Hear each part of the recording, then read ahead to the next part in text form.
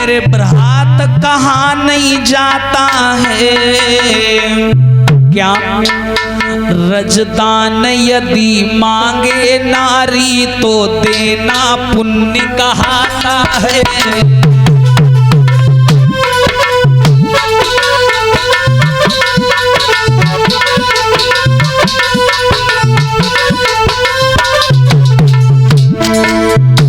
बड़ी अनोखी बात, कहते हैं कि नारी जीवन से अकेली होती है, और शास्त्रों में भी ऐसा वर्णन है कि नारी की कोई जात नहीं होती। नारी अगर प्रसन्न होकर के रजदान मांगती है, चाहे पुरुष कोई भी हो, तो देना पुण्य कहाता है। और वहीं पर एक बात और लिख रहे हैं कवि, क्या लिख रहे हैं? रजदान यदि मांगे नारी तो देना पुण्य कहाता है, रजदान पुरुष यदि ना देवे तो घोर नरक में जाता है।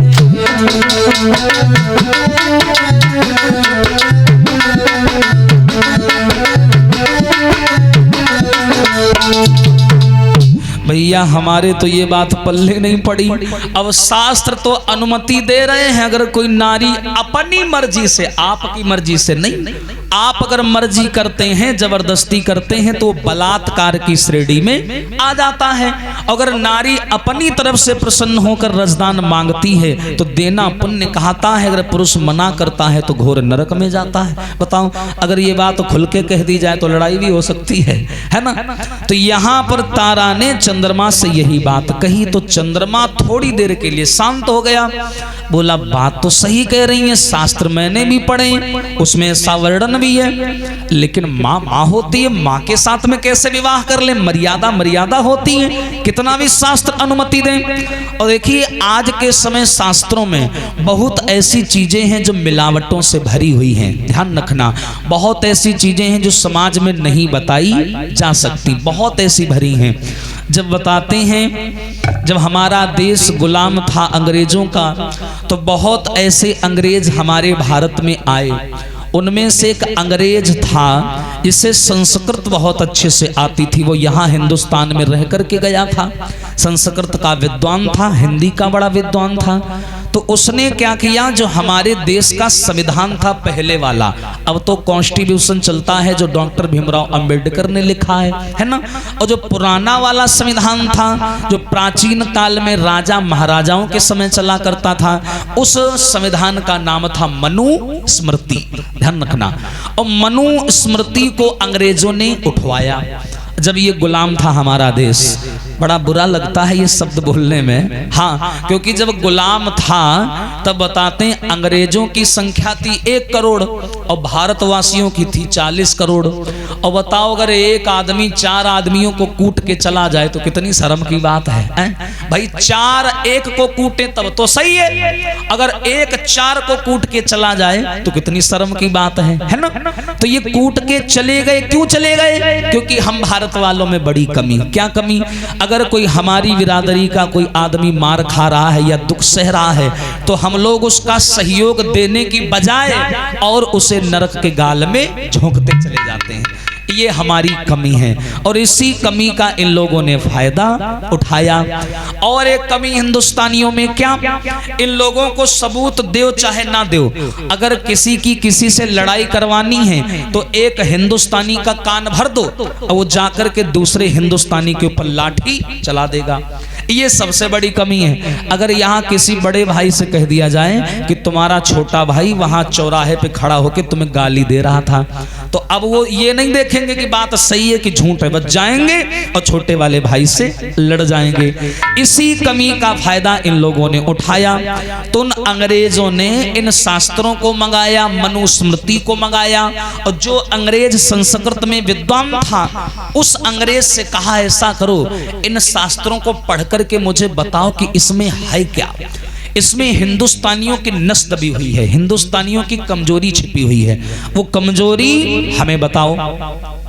तो वो जो अंग्रेज संस्कृत पढ़ा हुआ था उसने वो कमजोरी बताई कि हिंदुस्तान के लोगों का आस्था में और धर्म में बहुत बड़ा विश्वास है। ये उसने बताया कि हिंदुस्तानी सब कुछ कर सकता है लेकिन अंधविश्वास कभी त्याग नहीं सकता। और वास्तव में हमारे धर्म में मुख्य तीन ही देवी देवता हैं, ब्रह्मा विष्णु महेश। लेकिन अब तो भैया इतने देवी देवता हो गए, इतने देवी देवता कोई संख्या नहीं है। हाँ, अब तो माताएं इतना पागल हो गई, का खड़ंजा पूजे ला गए बैठी कहीं खीर पुआ लेके। हाँ, वाकई में कभी देखा होगा। तो इसी चीज का इन लोगों ने फायदा उठाया और हमारे शास्त्रों में बहुत सा फेर बदल किया। आइए वहीं पर जब चंद्रमा ने ऐसे शब्द बोले, कहा मैं शादी तो नहीं कर सकता, तो तारा ने कहा अगर तुम शादी नहीं करोगे तो मैं तुम्हें श्राप दे दूंगी। अब चंद्रमा भी बड़ा बुरा फंस गया। उसने सोचा एक तो गुरु की पत्नी है, मां समान है, विवाह करें तो आफत और ना करें तो आफत। अब जाए तो जाए कहाँ? तो चंद्रमा के दिमाग में झटका लगा कि गुरुजी तो घर पर है नहीं, गुरुजी तो गए हैं तीर्थ यात्रा। एक काम करते, गुरुमैया के साथ में विवाह कर लेते हैं। अब गुरुजी है नहीं, कौन देख रहा है, चुपचाप शादी कर लेते हैं, तारा की इच्छा पूर्ण कर देते हैं। तो इस चंद्रमा ने क्या किया, तारा से विवाह कर लिया। लेकिन याद रखना समाज के लोगों, यही चंद्रमा कुछ देर पहले कह रहा था कि मैं तुमसे विवाह नहीं करूंगा। और वही चंद्रमा पलट गया। क्यों पलट गया? आइए, कमी चंद्रमा में नहीं है, नारी का आकर्षण ही इतना प्रबल है। नारी की छाही पड़त अंधे होत भुजंग, भैया उनकी क्या दशा जो नित नारी के संग। नारी की छाही पड़त अंधे हो तो भुजंग, और भैया उनकी का दशा जो नित नारी के संग।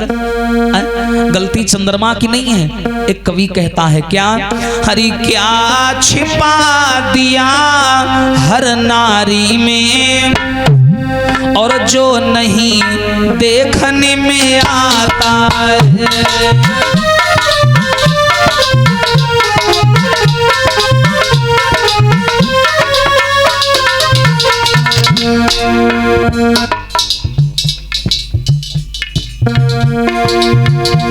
क्या छुपा दिया हर नारी में,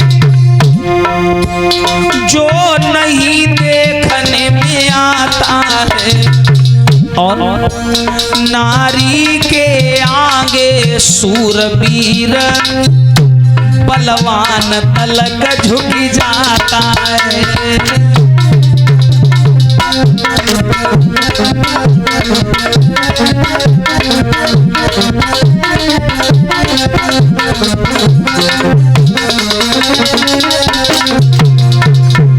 अब इन शब्दों को समझिएगा। क्या छुपा दिया है नारी में जो दिखाई नहीं देता और शरीर से संबंधित कोई बात नहीं है। क्या छुपा दिया है नारी में जो नहीं दिखाई देता है, और इतना आकर्षण खतरनाक है कि जैसे ही पुरुष सुंदर नारी को देखता है तो उसका चित्त भंग हो जाता। और कैसे? ये तो साधारण से लोग हो गए। क्या देखा इंद्र अहिल्या में, ब्याही छोड़ी अपनी नारी। क्या देखा नीच चंद्रमा ने जो गुरु की लय भागो नारी।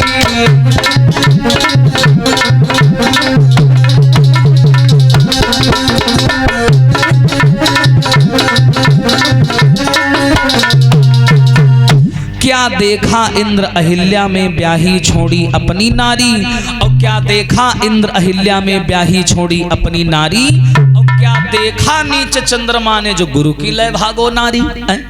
इसने अपनी गुरु की पत्नी के साथ में विवाह कर लिया, और विवाह करने के बाद में माताओं पिता लोगों 1 साल नहीं बीत पाया, चंद्रमा के द्वारा और तारा के गर्भ से एक बालक पैदा हो गया। नाम रखा गया बुद्ध। और जैसे ही बालक हुआ उधर गुरुजी ने सोचा कि लाओ बहुत दिन हो गए, हम बहुत दिन से घर नहीं गए हैं, लाओ घरे जाई, पत्नी हमारा इंतजार कर रही होगी। अब जैसे बेचारे गुरुजी थरिया लौटा समेट के यहाँ घरे आए, घर में हूँ लड़का रो हुए और मेहरुआ का अकेले छोड़ गए, वापस लौटे लड़का का नियम ख्याल है। अब गुरुजी का दिमाग खराब। हाँ, गुरुजी ने उठाई लाठी और तारा को मार लगाना शुरू कर दिया। बोले क्यों रे, ये बता 3 साल से मैं तुझसे मिला नहीं, 3 साल से मेरा तेरा कोई संपर्क नहीं हुआ, और ये बता फिर ये बालक कहां से आ गया, कहां से आ गया, कहां से आया ये बालक। अब बेचारी तारा शर्म के मारे ना बोले, शर्मन के मारे तो एकदम से गुरुजी बोले थोड़ी शर्म कर ले, बताना ये सब तूने किसके साथ में किया। मैं मानता हूं तू नारी है, 3 साल संपर्क नहीं हुआ इसीलिए तू अपनी भावनाओं पर काबू नहीं कर पाई, कोई बात नहीं है, लेकिन कम से कम ये तो बता ये किसका पाप लिए बैठी है गोद में। तो तारा बेचारी नजरें नीचे करके बोली महाराज वो ये लड़का तुम रहे चेला क्या रहे, हाँ तुम्हारे ही चेला का लड़का है। हाय जैसे चेला का नाम सुना गुरुजी बोले मरी गए। बताओ आज कल के चेलन के ये हाल है, चेलन के यहाँ घर हो नहीं ले जाए वाला। हाँ इतने खराब। गुरुजी ने दिमाग लगाया कि ये है कहाँ चंद्रमा, चंद्रमा भैया जान रजाई ओढ़े चुप परा को निम। गुरुजी गए उठाए लाठी, अब गुरु चेला में यहाँ गदबद चालू। हाँ वही उनका उठाए पटक है, वही उनका उठाए पटक है। हाँ अब लड़ाई चलती रही, लड़ाई कैसे भी शांत वही। तो उसके बाद में अब इस बात को लेकर के लड़ाई होने लगी कि बालक कौन लेगा। बालक देखने में सुंदर था जो पैदा हुआ था। चंद्रमा बोला कि मेरे अंश से पैदा हुआ है हम लेंगे, और गुरुजी बोले कि मेरी पत्नी से पैदा हुआ है हम लेंगे। अब इस बात में लड़ाई होने लगी, क्योंकि पहले जो बच्चे हुआ करते थे बड़ी मुश्किल से मिला करते थे लोगों को, पहले बालक इतने पैदा ही नहीं हुआ करते थे। तो बताया बालकों को लेकर के लड़ाइयाँ होने लगी, वो बोले हम लेंगे, वो बोले हम लेंगे। तभी देवता लोग आए, उन लोगों ने न्याय किया और न्याय के हिसाब से वो बालक चंद्रमा को दे दिया गया, क्योंकि वो बालक चंद्रमा का था। अब चंद्रमा उस बच्चे को लेकर के घर आ गया और नाम रख दिया बुद्ध। उस बच्चे का नाम पड़ा बुद्ध। और यही बुद्ध बड़े होकर के अंबिका विपन के किनारे कुटिया बनाकर रहने लगे। बोलिए आनंद कंद भगवान की। आइए अब बताते हैं उसी समय में माताओं, जो ये प्रयागराज है जहां कुंभ का मेला लगता है, यहाँ के जो राजा थे सबसे पहले नाम था स्वयंभू मनु। इनके कोई संतान नहीं थी। ध्यान से सुनिएगा, वंशवेल की चर्चा है, थोड़ा कठिन लगेगी है ना। बताते हैं कि स्वयंभू मनु के घर में जब कोई संतान नहीं हुई तो इन्होंने संतों को बुलाया, ब्राह्मणों को बुलाया और कहा कि हमारे घर में एक पुत्रेष्ट यज्ञ करो। पुत्रेष्ट यज्ञ का मतलब होता है बालक पैदा करना। तो जैसे ही हवन होने लगा तो उस हवन में बताते हैं समाज के लोगों, पंडितों के मुंह से एक मंत्र गलत निकल गया। पुत्रो उत्पन्ना भवत की जगह पुत्री उत्पन्ना भवत निकल गया, और हवन कुंड से बेटा की जगह बेटी का जन्म हो गया। अब जैसे ही बिटिया प्रकट हुई उस लड़की का नाम पड़ा इला। इला की वजह से प्रयागराज का नाम इलाहाबाद रखा गया। उसी इला को जब देखा तो स्वयंभू मनु बोले कि पंडितों ये बताओ, मैंने तो आप लोगों से बेटा मांगा था, ये तो बेटी आ गई, ये तो राजगद्दी चला नहीं पाएगी, हमें तो बेटा चाहिए। तो पुनः फिर उसे राजा बनाया गया और नाम रखा गया सुदुम्न, और ये प्रयागराज के पहले राजा बन। अब देखिए सुदुम्न, अब जब ये सुदुम्न सयाने हुए, कुछ बड़े हुए, तो शिकार खेलने के लिए अंबिका विपन की ओर चले। ध्यान देना, अरे सानंद देखता जाता है और यू सबन की क्यारी क्यारी को।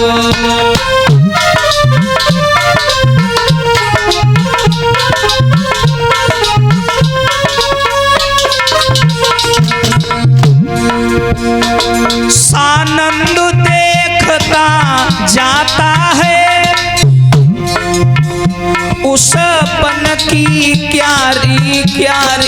को, हरि वो बगिया क्या शोभा देगी उस बन के विपन बिहारी को।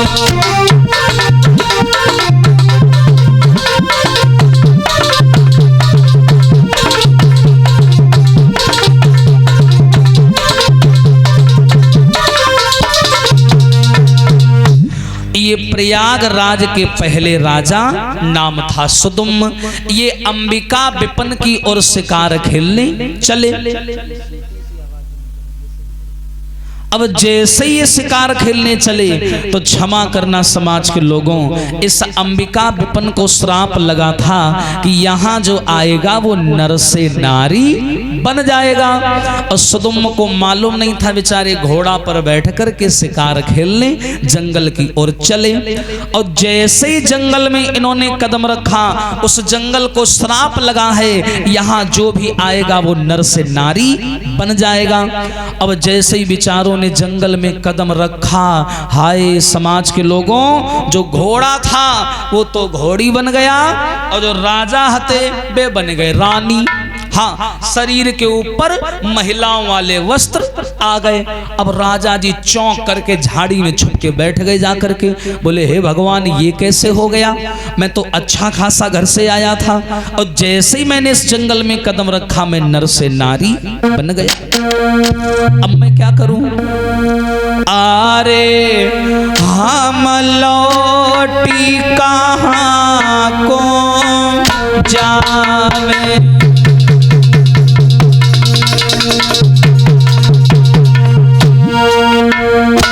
क्या करें? घर से मैं ठीक ठाक आया और जंगल में पैर रखा मैं नारी बन गया, और नारी कोई नहीं बनना चाहता।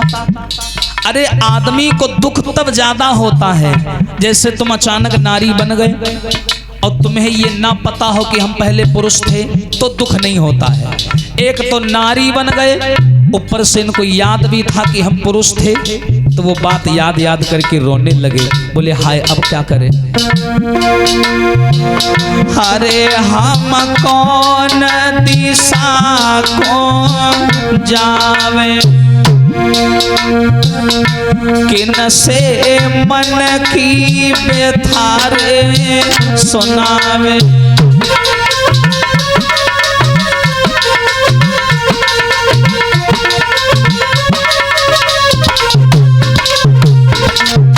भाई अब क्या करें? अरे प्रभु कहाँ हो, बचाओ, मैं नारी बन गया। हारी मारी कटारी हम मरी जावे, मरी जावे, मरी जावे।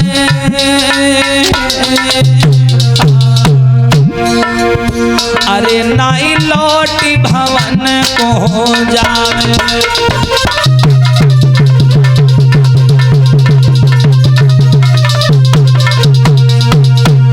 याद रखना समाज के लोगों, राजा सुदुम जंगल में खड़े खड़े रोने लगे। बोले भगवान घर से मैं अच्छा खासा चला और जंगल में आया और नर से नारी बन गया। अब मैं जाऊं तो जाऊं कैसे घर? अब भाई कोई नारी बन जाए और वो भी घर के आसपास हो तो चलो ठीक भी है, बेचारे घर से हजारों कोसों दूर जंगल में शिकार खेल रहे, इतनी दूर बन गए नारी। आइए जान लेते हैं इस जंगल को श्राप किसने दिया। इस जंगल को श्राप दिया था भोले बाबा ने। और कब दिया था? एक बार की बात की, कैलाश पर्वत पर मैया पार्वती और भोले बाबा जल विहार कर रहे थे। अच्छा, भोले बाबा के घर में ना तो दरवाजा है ना तो दीवालें हैं, पर्वतों में गुफाओं में रहते हैं। जल विहार कर रहे थे कि अचानक से सौनक आदि ऋषि घुसते चले आए अंदर। इनको देख करके मैया पार्वती शर्मा गई। तो बाद में इन्होंने भोले बाबा से कहा, बाबा तुमने कोई ऐसी जगह नहीं बनाई जहां मैं तुम्हारे पास बैठ करके प्रेम से दो बातें कर सकूं।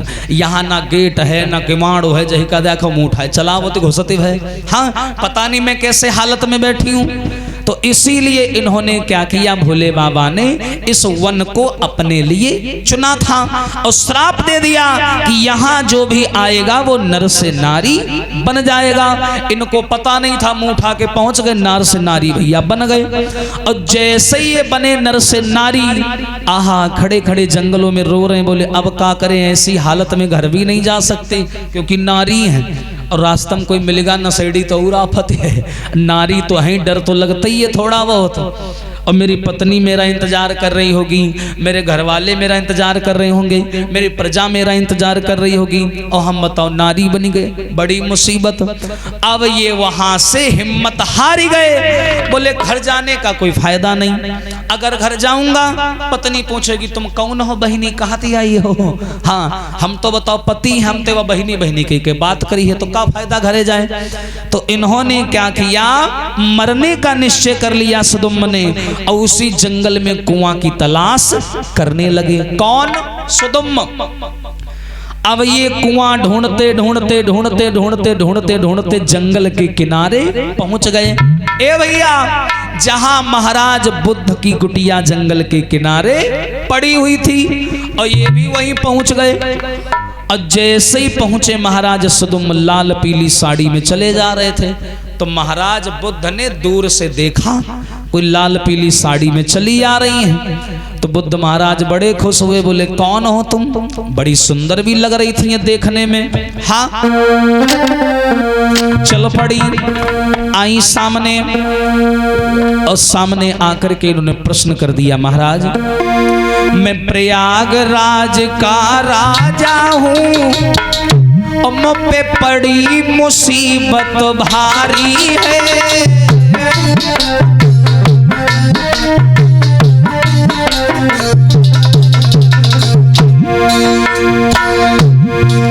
मैं प्रयागराज का राजा हूँ, मुझ पे पड़ी मुसीबत भारी है। महाराज जैसे ही मैं जंगल में आयो, हम बन गए नर से नारी है।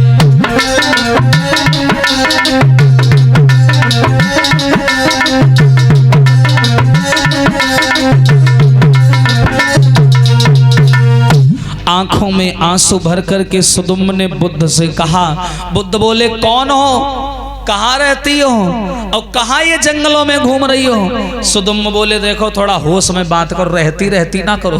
हाँ, मैं अच्छा खासा आदमी था और इस जंगल में आया और मैं नर से नारी बन गया, मैं यहाँ का राजा हूँ, मेरा नाम सुदुम्न है। बुद्ध महाराज बोले ओहो, अब तो तुम नारी बन गई। हाँ, अब तो हम नारी बन गए, मुझे घर वालों की याद आ रही है, घर जाना है, मेरी पत्नी मेरा इंतजार कर रही होगी, और हम खुद पत्नी बने बैठे हैं।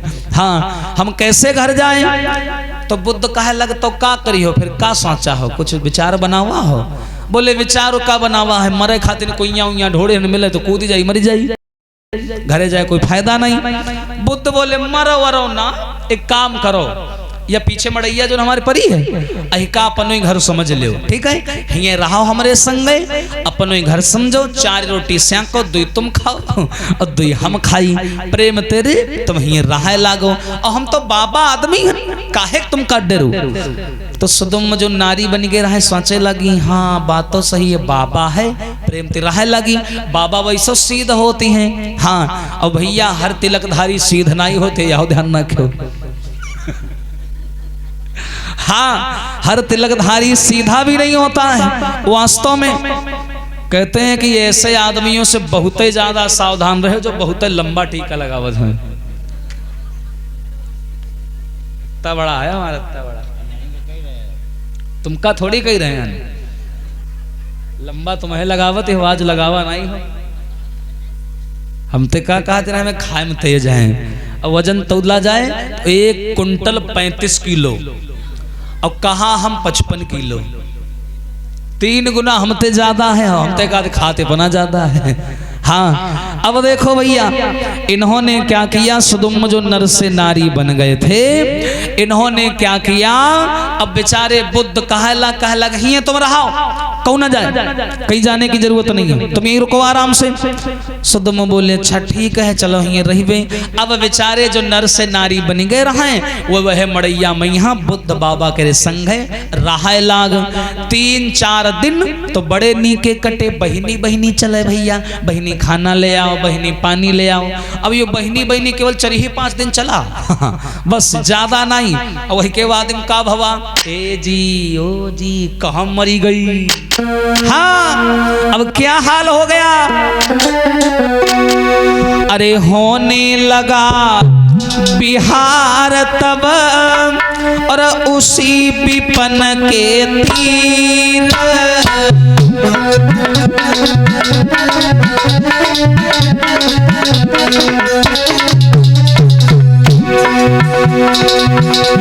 अरे होने लगा बिहार तब उसी विपन के तीर। अरे भैया हरजी तो निवेदन स्वीकार हो गया। हरि बुद्ध के संयोग से भव बेटा एक बलवीर।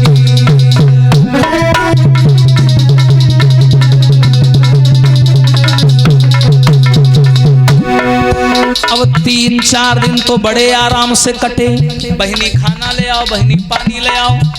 और जैसे 3-4 दिन बीते, कहाँ गई रहो, कहाँ गई रहो। अब तो भैया मेहरिया वाला स्वभाव चले लगा, वो पति बनी गए, उनका पत्नी बना ली ने।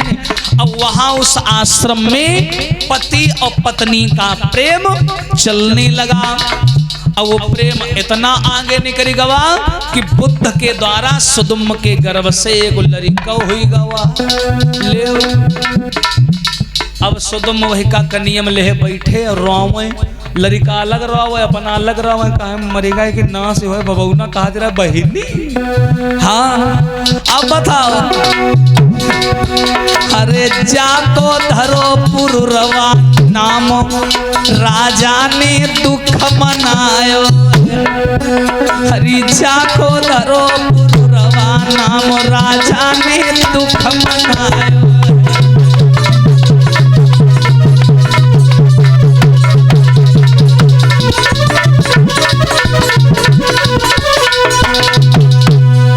याद रखना भैया, अब ये सुदुम जो थे एक बेटा भी पैदा हो गया।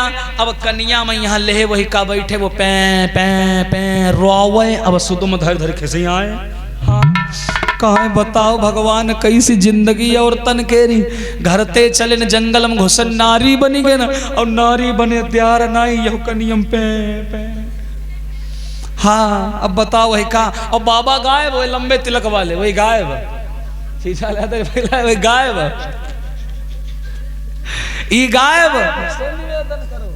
हाँ अब बेचारे ये तो चले गए। अब तो बेचारे सुदुम महाराज वही का कनियम लहे लहे राव का हाय बड़ो ना का करिया खा ले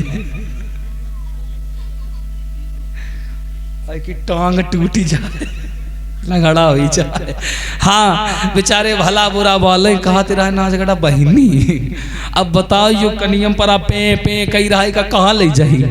एक तो घर से आए नारी बनी गए, नारी बनत दियार नाई यो रिजल्ट परा कनियम। हाँ दुखी हो गए तो इनके मुंह से क्या निकला, हरिमति दीजो दीना नाथ जन्म और नारी को बहुत बुरो है। हरिमति दीजो दीना नाथ जन्म नारी को बहुत बुरो है।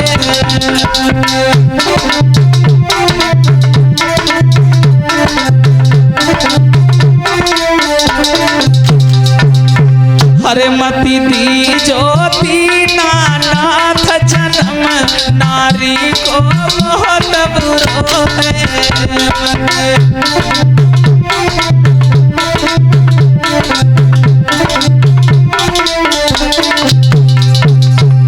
और हरे सारे जीवन रहे पराई, और अरे सहती रहती रोज बुराई, और पाको कोई ना देवे साथ जन्म, नारी को बहुत बुरो है पति दी जो दीना।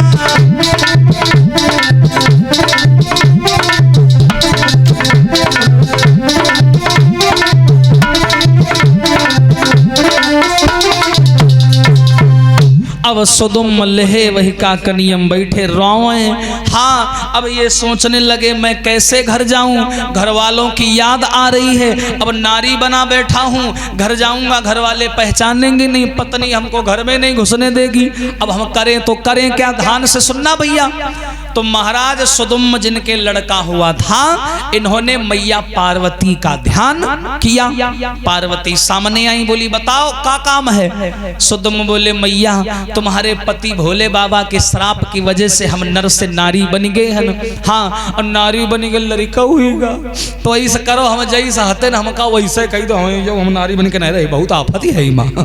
हाँ, हम जैसा हते न हमका वैसे कही दो। तो पार्वती कहे लगी देखो भोले बाबा ने श्राप दिया, और हम अगर तुमका ठीक कही देवे तो भोले बाबा नाराज हो जाएंगे, है ना।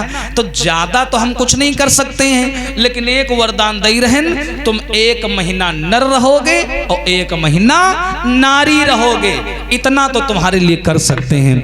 सुदुम बोले चलो अच्छा यह है, ठीक है, कम से कम थोड़ी ही आराम है। हाँ भाई, 1 महीना नर रहेंगे, 1 महीना नारी, और का 1 महीना पैंट शर्ट, 1 महीना धोती, और कहा यही चलेगा। बोले ठीक है, कोई बात नहीं मैया, हमें मंजूर है। तो 1 महीना पुरुष और 1 महीना नारी का वरदान मिल गया। अब महाराज सुदुम जो थे, जब 1 महीना पूरा हुआ तुरंत ये बेचारे नर यानी पुरुष बन गए। और बने के बाद में उस लड़के को लिया, अब हता तो नहीं क्या रहा, वही का कहाँ फेंक देती। तो लड़के को लेकर के ये आए अपने घर, और जैसे ही अपने घर आए और जो इनकी पत्नी ने देखा वो झपट करके सीने से लगा लिया। बोली महाराज तुम इतने दिन कहाँ रहे, कहाँ चले गए थे? आए हमें तुम्हारी याद आ रही थी, मुझे लगा मेरे महाराज को किसी ने मार दिया। सुदुम बोले नहीं, हमको किसी ने नहीं मारा, परीक्षा जी का लैया ले आए।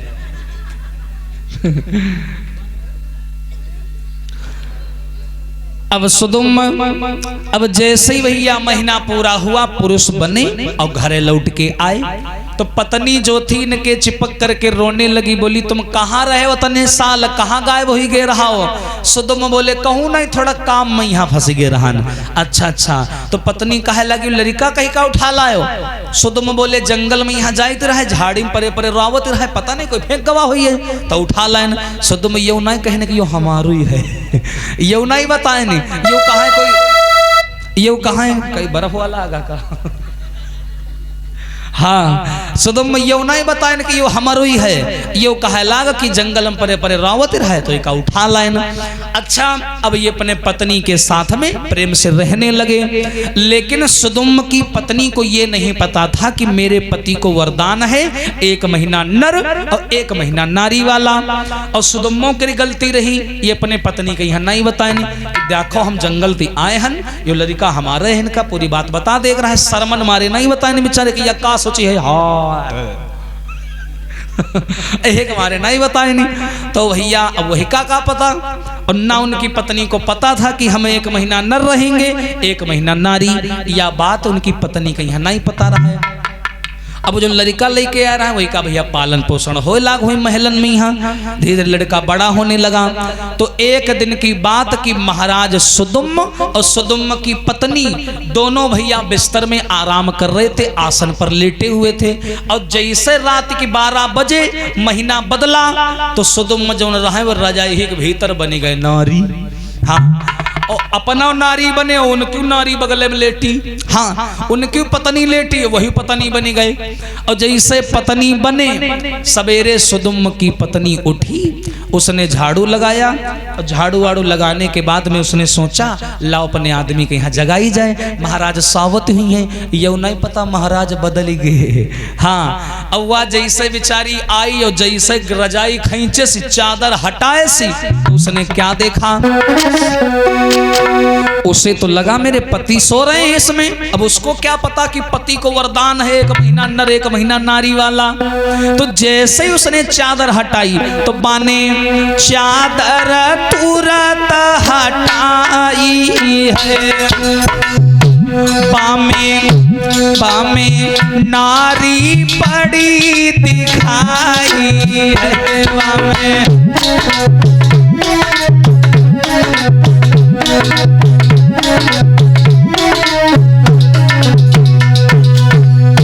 भैया। हाय, जैसे ही सुदुम्म की पत्नी ने चादर हटाई वही माँ धोती पहने परी। हाँ, वह मारी चिलचिलाए लागी, रोण कहूँ कहती आई है, कौन है तू, जल्दी बता, यहाँ मेरा पति सो रहा था, तू कहाँ से आ गई, कौन है तू। सुदुम्म एकदम आंखें खोले, चिपरी पर साफ की नहीं देखने का, हाथे में चुरिया बिछिया। सुदुम्म बोले हाय महीना बदली गवा, अब जनिहू नहीं पावा। सुदुम्म कहे लाग अपनी मेहरियत रे, अच्छा रुको रुको सुनो बता रहे तनुक सुनो। तो बोली सुनो ना तो है कौन है, ये बता कलम हुई। मेहरियन की गारी ही होती है। हाँ, गारी तो ऐसी सुने नहीं पई हो तुम। हाँ, और का ऐसे हाँ, बोली जल्दी बता तू है कौन, कहाँ ती आई, यहाँ मेरा रात को पति सो रहा था, अब तू कहाँ ती आ गई, मेरा पति कहाँ गया। सुदुम्म का हम है हम तुम्हारा पति, अब नारी बनी गई, लेकिन बात तो पुरुष सोने में नहीं, जल्दी बता। हाँ बता, नकटी बता कहाँ से आई है, नाय फांसी दी है लगवाई है।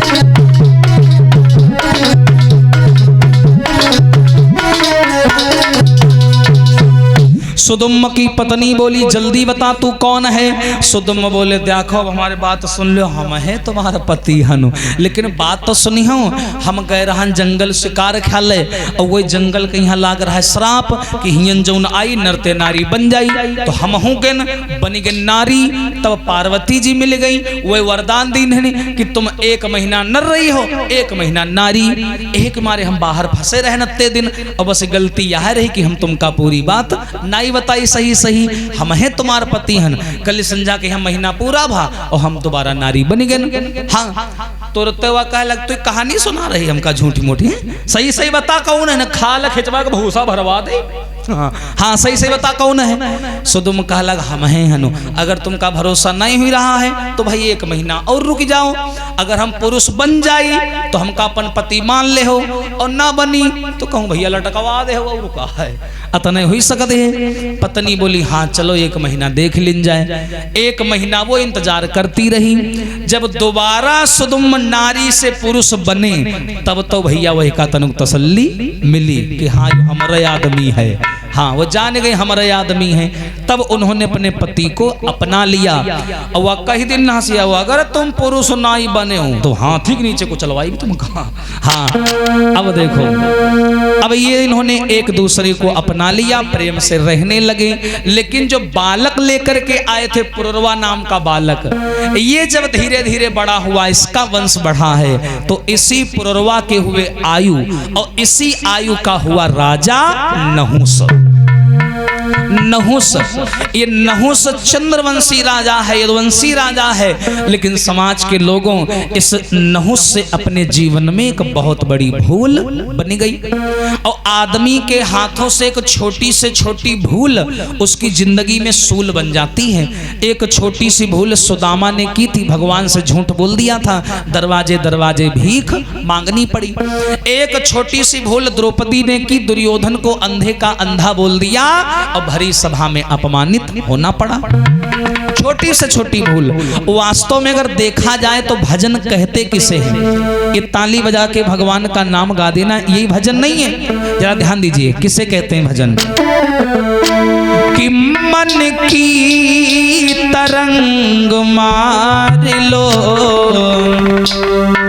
बस हो गया भजन।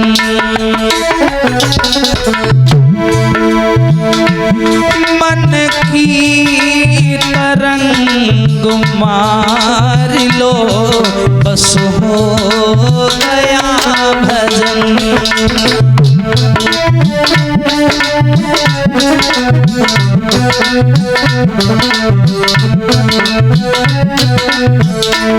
और आदत बुरी संभाल लो, आदत बुरी संभाल लो, बस हो गया भजन। मन की तरंग मार लो, बस हो गया भजन।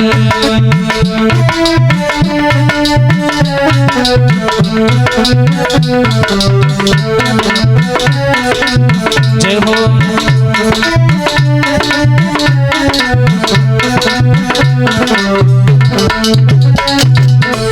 और देखिए भैया, आदत बुरी सुधार लो, बस हो गया भजन। और मन की तरंग मार लो, बस हो गया भजन। और देखो, कोई तुम्हें बुरा कहे तुम कर दो उसे क्षमा। क्षमा बड़न को चाहिए, छोटन को उत्पात। अरे का घटी गो उन हरि को जब भृगु ने मारी लात। कोई तुम्हें बुरा कहे तुम कर दो उसे क्षमा। क्यों? वाणी का स्वर सुधार लो, वाणी का स्वर सुधार लो, बस हो गया भजन। मन की तरंग मार लो, बस हो गया भजन।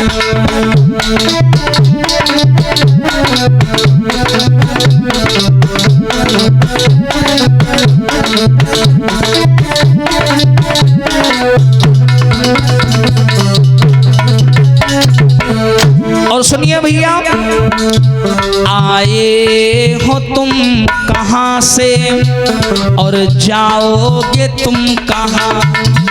ए भैया, आए हो तुम कहाँ से और जाओगे तुम कहाँ।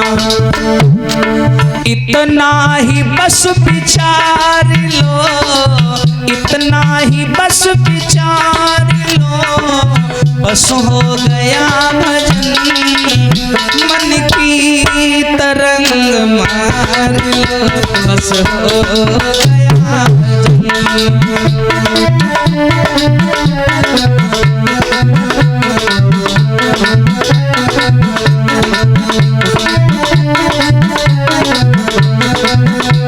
बस हो गया भजन।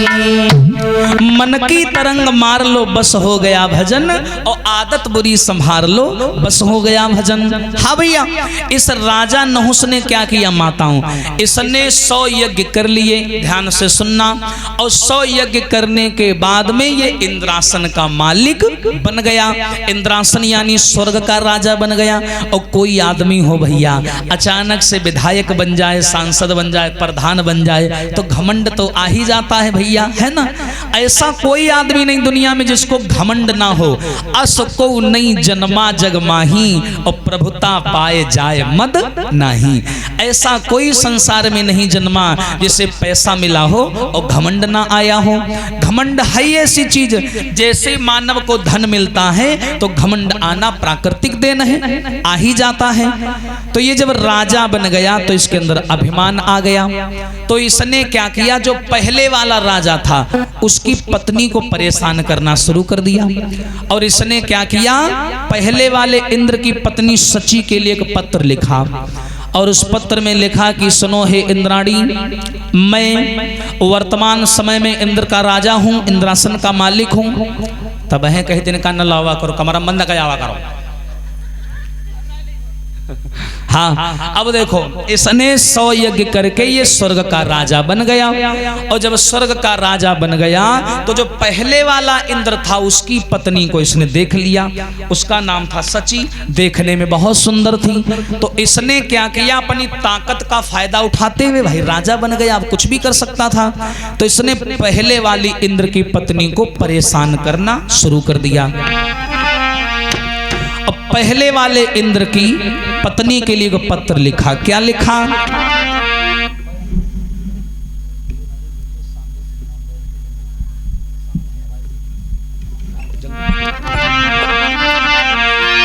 इसने क्या किया, पहले वाले इंद्र की पत्नी के लिए पत्र लिखना शुरू कर दिया। अब यहाँ पर आप लोग ये ध्यान देना कि इसका खुद का विवाह हो चुका है, लेकिन फिर भी पराये आदमी की औरत को परेशान करने लगा। ये इसको लगा मैं राजा हूं तो कुछ भी कर सकता हूं।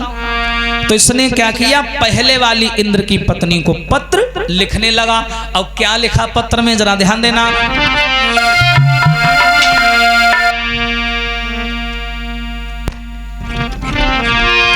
हरी बैठी के गम की तन्हाइयों में,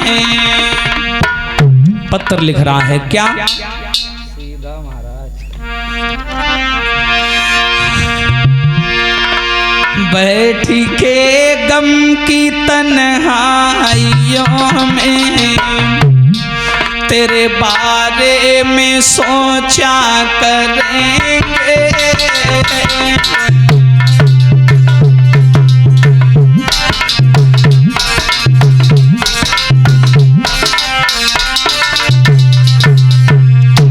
क्या लिखा?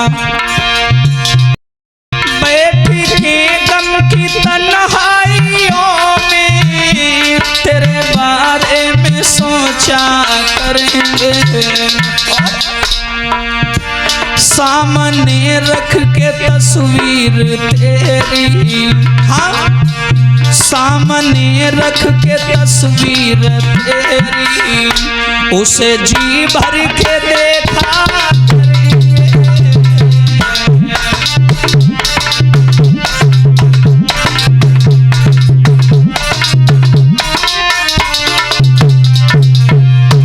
ध्यान से सुनिएगा भैया, ये पहले वाले इंद्र की पत्नी को पत्र लिख रहा है प्रेम भरा। क्या? सामने रख के तस्वीर तेरी, उसे जी भर के देखा करेंगे। नाम लिख के हथेली पे तेरा, हाँ, नाम लिख के हथेली पे तेरा, याद आने पे चुमा करेंगे।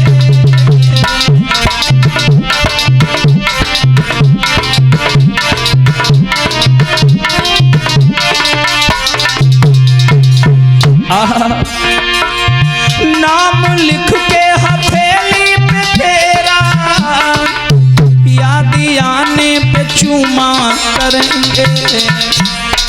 और राती सोएगा सारा जमाना, राती सोएगा सारा जमाना, तेरी यादों में जागा करेंगे।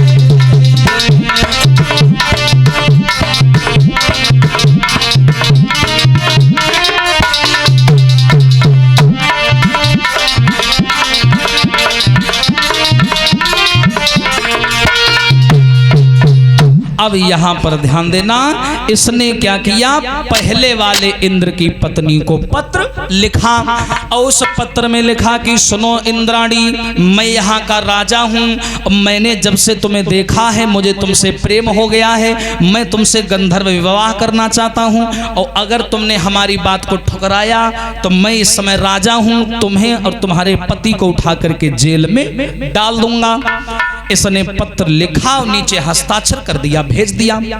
और जैसे ये पहले वाली इंद्र की पत्नी को पत्र मिला, बेचारी ने खोल करके पढ़ा, आंगन में बैठ करके रोने लगी। बोली परमात्मा अब क्या करूं, इसका तो विवाह हो चुका है फिर भी मुझे परेशान कर रहा है, क्योंकि राजा है कुछ भी कर सकता है। अब ये कह रहा है अगर मेरी बात नहीं मानोगी तो पति को जेल में डलवा देगा, अगर बात मानती हूँ तो पति व्रत धर्म चला जाएगा, और नहीं मानती हूँ तो पति चला जाएगा।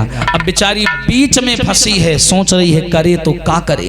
और याद रखना, जब आपका बल आपका सहयोग ना दे, जब आपकी ताकत आपकी सहयोग ना दे, जब आपका धन आपका सहयोग ना दे, तो कभी दिमाग का उपयोग कर लेना। ज्ञानी मारे ज्ञान से तो रोम रोम बिध जाए, और मूर्ख हमारे लठ से तो फाट खोपड़ी जाए। ज्ञानी की चोट बड़ी विलक्षण होती है, ज्ञानी जब मारता है तो बड़ी विकट वार करता है।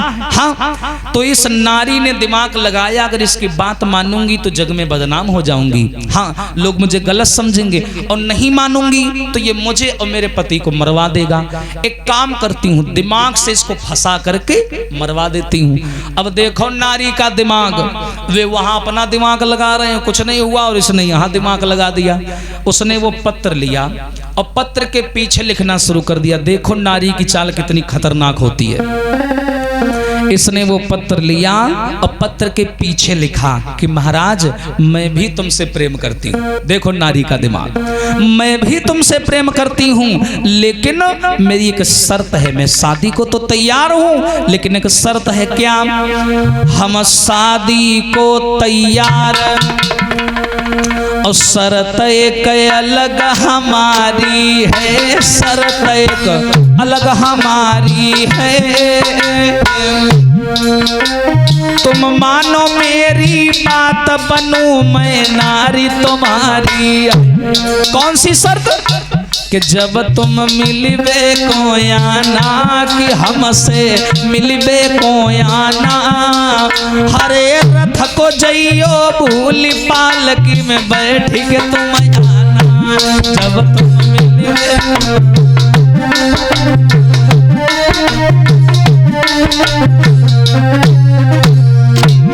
क्या लिखा इसने पत्र में? महाराज मैं भी तुमसे शादी को तैयार हूं, लेकिन शर्त ये है कि जब तुम हमसे मिलने आओगे तो रथ में बैठ के नहीं आओगे। देखो नारी की चाल, कह रही है जब मिलने आना तो रथ में नहीं आना, पालकी में आना, जिसमें औरतें आती हैं उसमें मिलने आना। और पालकी में कहार नहीं लगेंगे, कहार नहीं लगेंगे, पालकी में 4 ब्राह्मण लगा करके लाना। और अपने घर में जिस पलंग के ऊपर हम तुम प्रेम करेंगे उस पलंग को ब्राह्मणों से कसवाओ और फिर हमारे घर में भेजवाओ। देखो नारी का दिमाग का बोली कि जब तुम मिलबे को आना, रथ को जइयो भूली पालकी में बैठ के तुम आना। रूप पे मैं अधीन भई रे, रूप पे मैं अधीन भई, हरे मानो मेरी बात, मैं आज तो तुम्हारी नारी भई।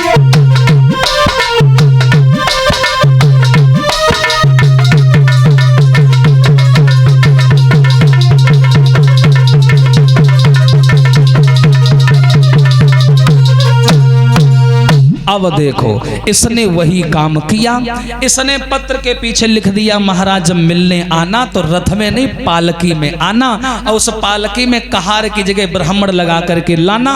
और इसने लिखा और हस्ताक्षर कर दिया, भेज दिया।